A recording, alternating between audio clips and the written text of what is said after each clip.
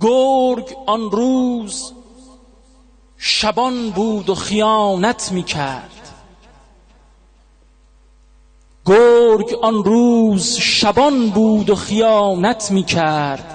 شیخ با جوهر تحریف کتابت میکرد.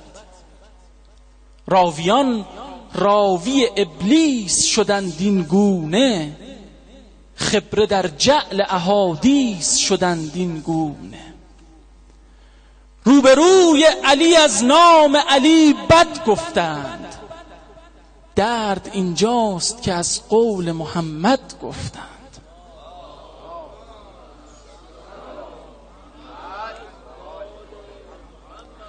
در زمانی که زمین بستر طغیان شده بود، شهر آلوده به پیراهن عصیان شده بود، زنی از تیره تردید علم بر می داشت، پی آن کینه دیرینه قدم بر می داشت. زنی آن گونه که محرم شد و نامحرم بود، زنی آن گونه که میدانی و میدانم بود، زنی آن گونه که فریاد عرب را نشنید، نیمه شب زوزه سگهای حعب را نشنید.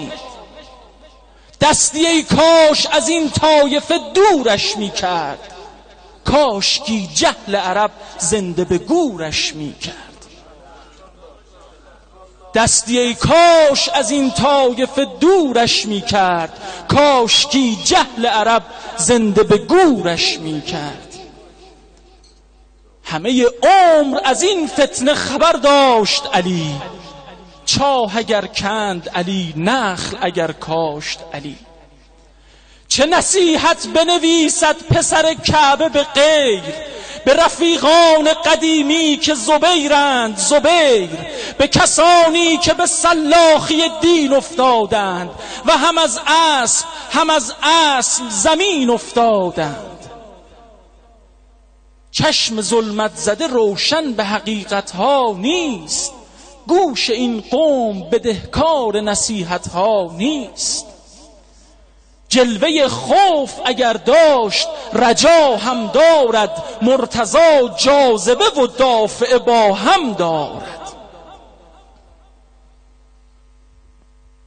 وقت آن شد که شکوه علی اجاز کند، ذوالفقار است که باید سخن آغاز کند. فاتح بدر و احد میرسد از راه علی، مرد همواره توکلت علی الله علی. فاتح بدر و احد میرسد از راه علی، مرد همواره توکلت علی الله علی. چشم لشکر به تحیر نفسی پلک نزد، خطبه را تیغ دودم خواند و کسی پلک نزد. تیغ بردار و برو توسن خود را هی کن، چادر فتنه بسوزان و جمل را پی کن.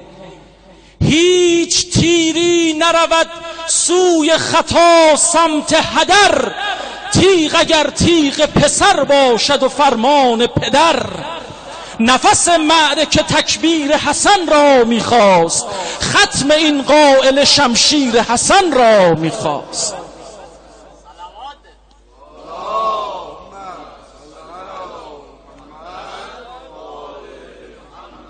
خاکمال قدم او علم دشمن شد، آتش افروخت و تکلیف جمل روشن شد.